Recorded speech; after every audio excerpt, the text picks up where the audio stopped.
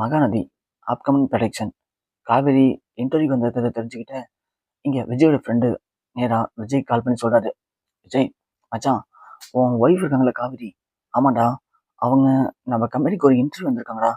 என்ன மச்சான் சொல்கிற, உண்மையாவா? ஆமாண்டா, வெளில தான் வெயிட் பண்ணுறாங்க. நான் முடிஞ்ச வரைக்கும் அவங்கள கொஞ்சம் இங்கே வெயிட் பண்ண வைக்கிறேன். நீ என்ன கிளம்பி வரியா? சரி மச்சான், சரி மச்சான். காவேரியை கொஞ்சம் வெயிட் பண்ண வை, லாஸ்ட்டாக இன்டர்வியூ பண்ணு. நான் அதுக்குள்ளே கண்டிப்பாக அங்கே வந்துடுறேன்டா. சரி மச்சான். இங்கே விஜயோடைய ஃப்ரெண்டும் காவேரி தவிர மற்ற எல்லாருமே இன்டர்வியூ பண்ணுறாரு. கடைசியாக காவேரி உள்ளே வராங்க. உள்ளே வந்ததும் காவேரியை இன்டர்வியூ பண்ணும்போது கரெக்டாக விஜய் வந்துடுறாரு. விஜய் வந்த உடனே, காவேரி என்ன பண்ணுற? எதுக்காக நீ என்ன அப்படி அவாய்ட் பண்ணுற? நீ இப்போது எங்கே இருக்க? என்ன பண்ணுற? எதுவுமே எனக்கு தெரியுமா? நான் உனக்கு ஃபோன் பண்ணாலும் நீ எடுக்க மாட்டேற. நீ எந்த நம்பிக்கையில் என்னை விட்டுட்டு போன? என்னை யார் பார்த்துப்பா காவேரி? சொல்லு காவேரி. ஓ, உங்களை பார்த்துக்க நான் வேணுமா? என்ன யாருன்னு ஞாபகம் இருக்கா? ஏன் அதான் வீட்டில் வச்சுருக்கீங்களே வெண்ணிலா, அவள் பார்த்துக்க மாட்டாளா? காவேரி என்ன பேசுகிற நீனு? வெண்ணிலாவுக்கு உடம்பு சரியில்லை. நான் உங்ககிட்ட அத்தனை வாட்டி கேட்டால, வெண்ணிலா இந்த வீட்டில் இருக்கணுமா வேண்டாமா? நீ சொல்லு காவேரி அப்படின்னு பல வாட்டி கேட்டான்ல. நீ தானே சொன்ன எனக்கு அதில் எந்த பிரச்சனையும் இல்லைன்னு சொல்லிட்டு.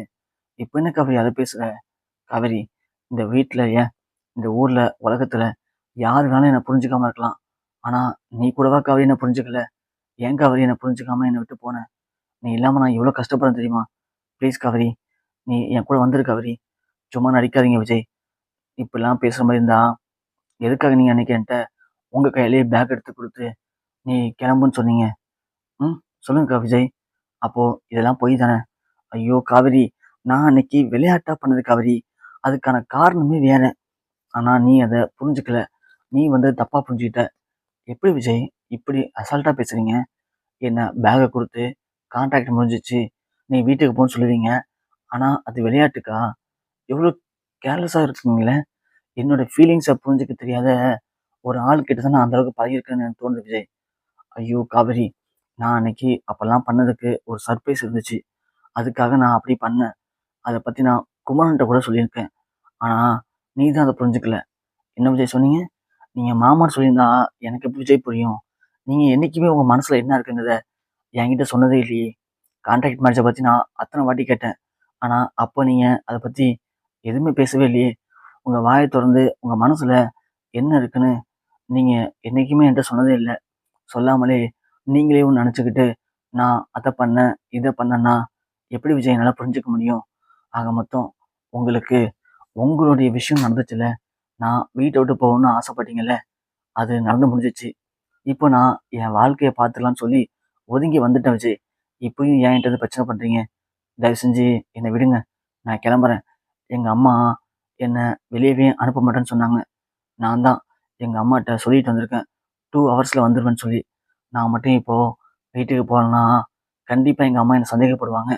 அதுக்கப்புறம் திரும்ப என்னை எங்கேயும் வெளியவும் அனுப்ப மாட்டாங்க. உங்களால் நான் ரொம்பவே கஷ்டப்படுறேன் விஜய். வேணாம் விட்டுருங்க. ஐயோ காவேரி, ஏன் என்னை புரிஞ்சுக்க மாட்டேற காவேரி? நான் சொல்கிறத கொஞ்சமாச்சும் கேளு காவேரி.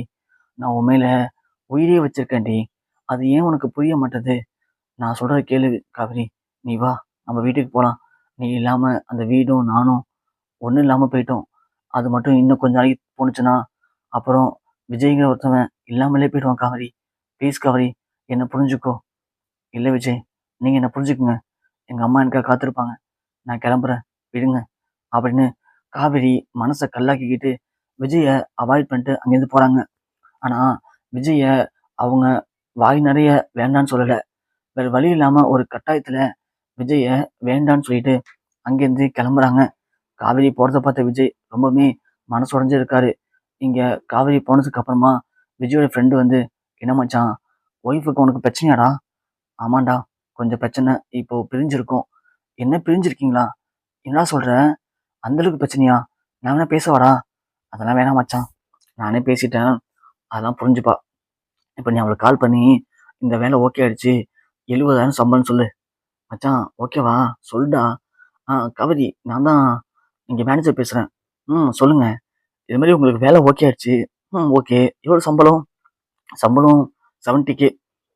ரிசப்ஷனிஸ்ட்டுக்கு 70K சம்பளமா? சரி சரி. இந்த உங்கள் பக்கத்தில் ஸ்பீக்கரில் போட சொல்லிட்டு உட்காந்துருக்கால, கொஞ்சம் அவரை பேச சொல்லுங்களேன்.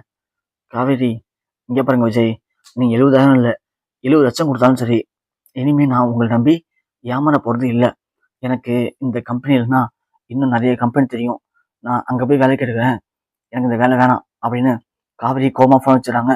உடனே விஜய், ஏய் சாரி மச்சான், என்னால உனக்கு ஒரு நல்ல ஒர்க்கர் போயிட்டாங்க.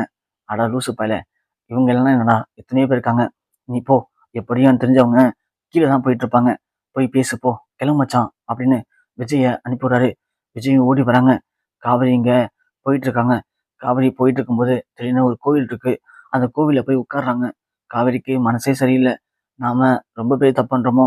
விஜய் இந்த அளவுக்கு மனசு விட்டு வந்து இறங்கி பேசுறாருல, இப்பயாச்சும் நம்ம மனசுல என்ன இருக்குன்னு நாமளாச்சும் சொல்லாமே. ஆனா இன்னும் நம்ம சொல்லாம இருக்கிறதுக்கான காரணம் என்ன?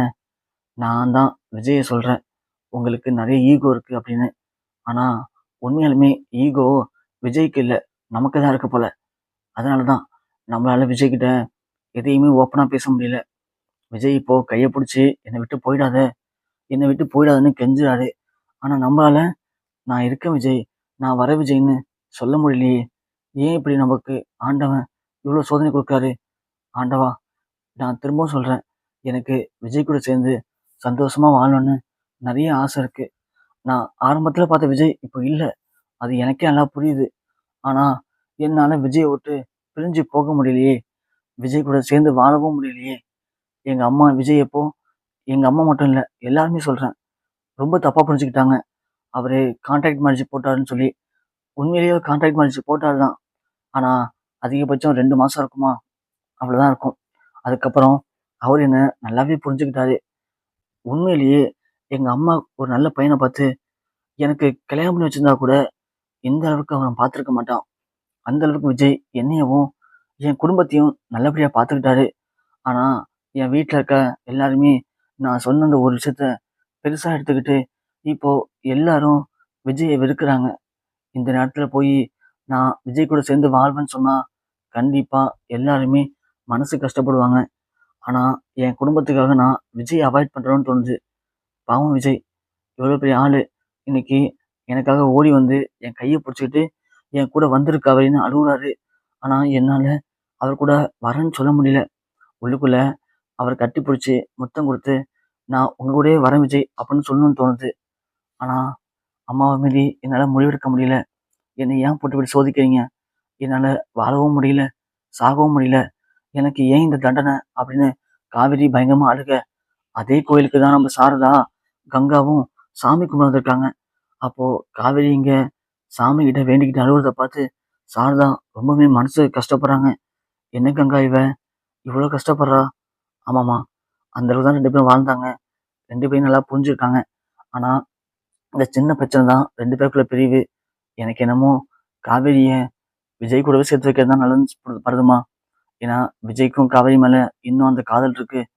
காவேரிக்கும் விஜய் மேல காதல் இருக்கு. இப்படி 2 பேரும் ஒருத்தர் லவ் பண்றாங்க. ஆனா நமக்காக காவேரி விஜய் விட்டு பிரிஞ்சு வரா. விஜயும் நமக்காக பிரச்சனை பண்ணாம ஒதுங்கி இருக்காரு. நாமளே ஒரு முடிவு பண்ணி விஜய் கிட்ட பேசிட்டு காவேரிய விஜய் கூட சேர்த்து வைக்கிறதாமா சரியா இருக்கும் அப்படின்னு கங்கா சொல்ல, சாரதாவும் சரி கங்கா, நம்ம வீட்டுக்கு போலாம். அப்புறமா போய் விஜயை பார்ப்போம். விஜயை பார்த்து இனிமே எந்த பிரச்சனையும் இல்லாத அளவுக்கு பேசி சரி பண்ணி காவேரி அங்கேயே அனுப்பிடலாம் அப்படின்னு முடிவு பண்றாங்க.